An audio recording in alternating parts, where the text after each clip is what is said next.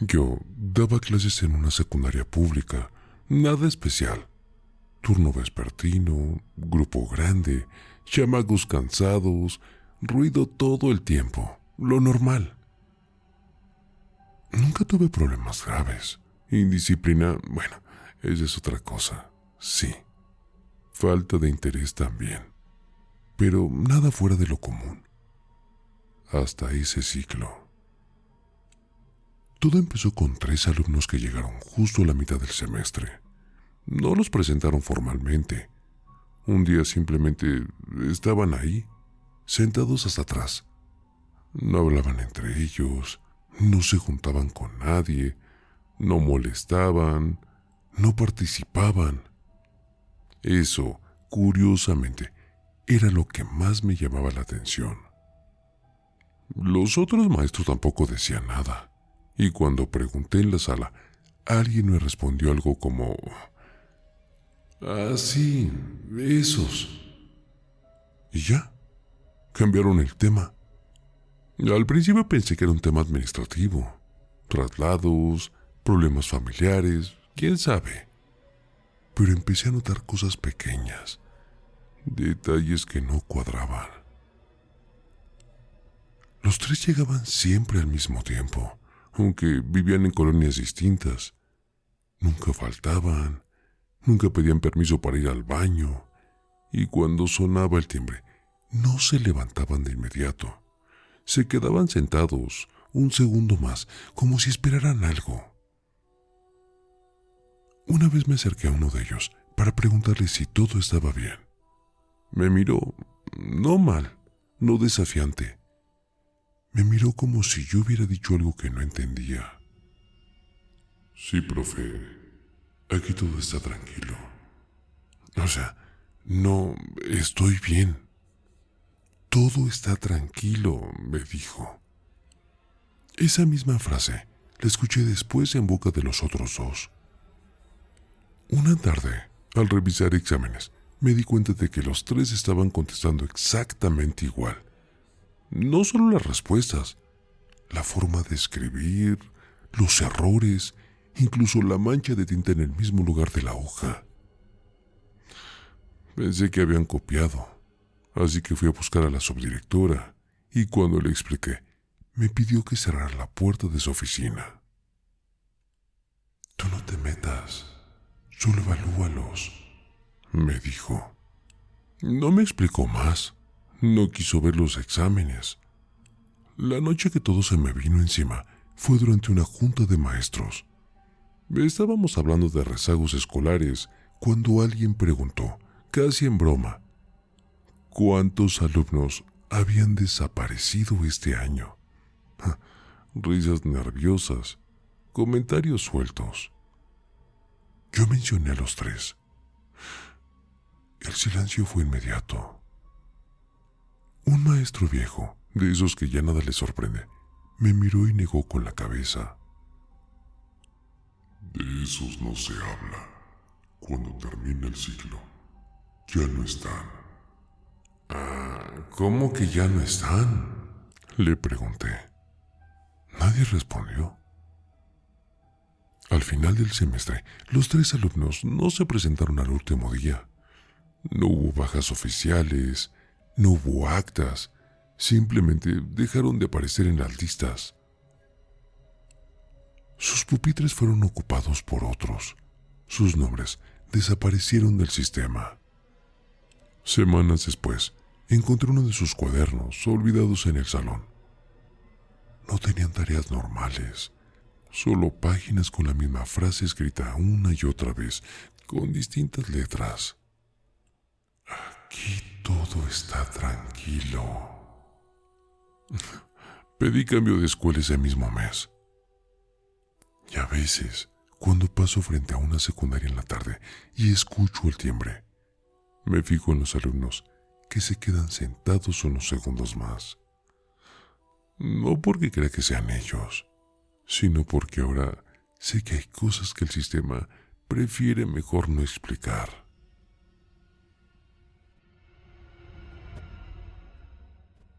La invitación no decía mi nombre. Eso fue lo primero que noté. Llegó por correo físico, de esos sobres blancos sin remitente, metidos entre recibos de CFE y publicidad del súper. Pensé que era para el vecino, porque en el edificio siempre se equivocan. Iba a regresarlo, pero la abrí sin pensarlo mucho. Sí, error mío. Adentro solo venía una tarjeta gruesa, sin logos y sin firmas. Traía fecha, hora, dirección y una frase escrita a mano. Sabemos que puedes asistir. Nada más. La dirección estaba en la colonia Doctores, en una calle que sí ubico, pero a la que nunca he tenido motivo para ir. Pensé que era algún tipo de evento raro, marketing extraño o alguna broma. Estuve a nada de tirarlo todo a la basura, pero no lo hice, no sé por qué. Curiosidad, supongo, o necedad. El día llegó y yo seguía pensando en eso. Ni siquiera me arreglé, fui así como estaba. Jeans, sudadera, cara de solo voy a asomarme. Me dije que si veía algo raro, solo me regresaba. El lugar era un edificio viejo, de esos con zaguán pesado y escalera estrecha. No había letrero, no había gente afuera. Toqué. Nadie respondió. Estaba a punto de irme cuando la puerta se abrió sola, no de golpe, despacio. Adentro había más personas, no muchas, tal vez 12. Todos parados, como esperando instrucciones. Nadie hablaba, nadie parecía sorprendido de verme. Eso fue lo que más me incomodó. Busqué a alguien que me preguntaba quién era. No pasó. Una mujer, no sé si era la encargada, empezó a hablar. Dijo que agradecía la puntualidad, que no todos los invitados habían llegado, pero que eso era normal. Que a veces las invitaciones llegan a quien no eran, y que bueno, no pasaba nada. Cuando dijo eso, me miró directo. Sentí que el aire se me fue un poco. Pensé en decir algo, en aclarar que yo no era el invitado correcto, pero nadie parecía interesado en escuchar explicaciones, así que me quedé. Nos pidieron sentarnos en círculo. En el centro no había nada, solo el piso, limpio, demasiado limpio para un edificio así. La mujer habló de ciclos, de presencia, de ocupar lugares que quedaron vacíos. Nada explícito, todo muy general. Pero cada tanto soltaba frases que sonaban personales, como si supiera cosas de nosotros. En algún momento pidió que cerráramos los ojos. No, yo no lo hice. Vi cómo todos los demás bajaron la cabeza al mismo tiempo. No un segundo antes, no un segundo después. Al mismo tiempo, como si lo hubieran ensayado. Escuché pasos detrás de mí, lentos, arrastrados. No vi quién caminaba, solo sentí que alguien se detenía justo a mi espalda. Tú no estabas contemplado, pero ya estás aquí, dijo una voz. No me tocaron, no me empujaron, nada así. Cuando abrí la puerta para irme, nadie me detuvo. De hecho, nadie pareció notar que me levanté. Salí y no miré atrás. Esa noche tiré la tarjeta, rompí el sobre, e intenté convencerme de que había sido una reunión rara y ya. El problema es que, desde entonces, me han llegado otras invitaciones, no siempre físicas, a veces mensajes, a veces llamadas que se cortan cuando contesto. Nunca dicen mi nombre, nunca explican nada. Solo repiten la misma idea, de distintas formas. Que alguien dejó un lugar vacío y que yo sigo apareciendo como opción.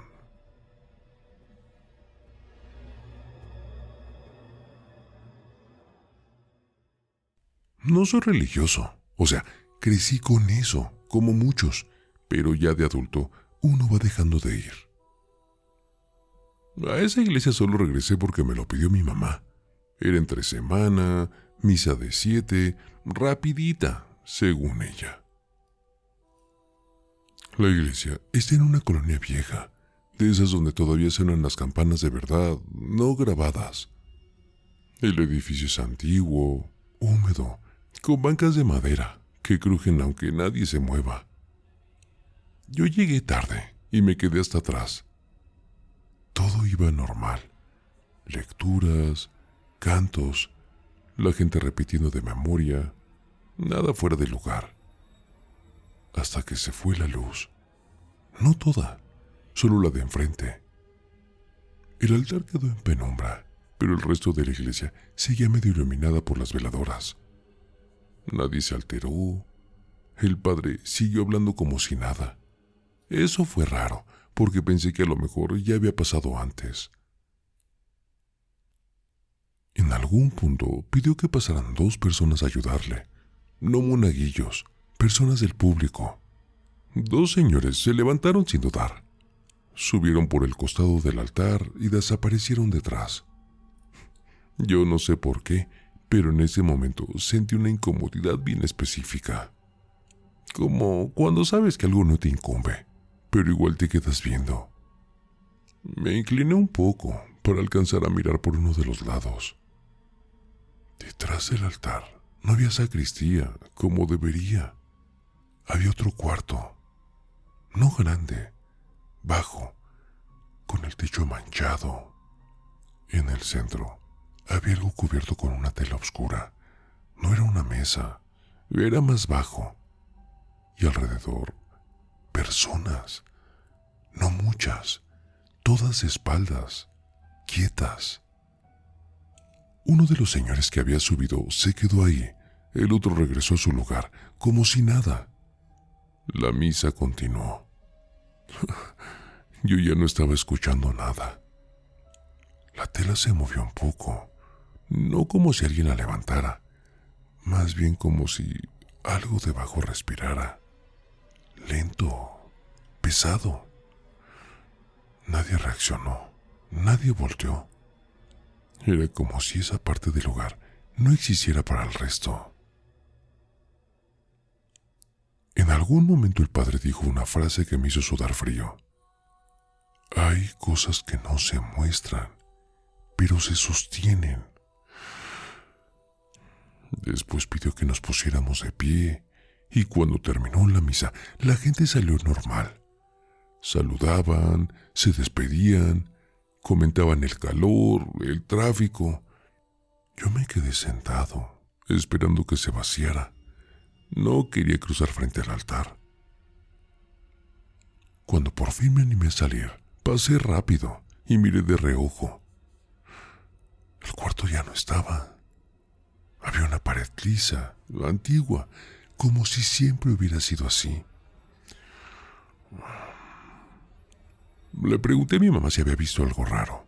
Me dijo que no, que la misa había estado bonita, que qué bueno que había ido. Desde ese día, evito entrar a las iglesias viejas entre semana. A ver, no porque crea que todas escondan algo, sino porque ahora sé que no todo lo que se sostiene necesita ser visto.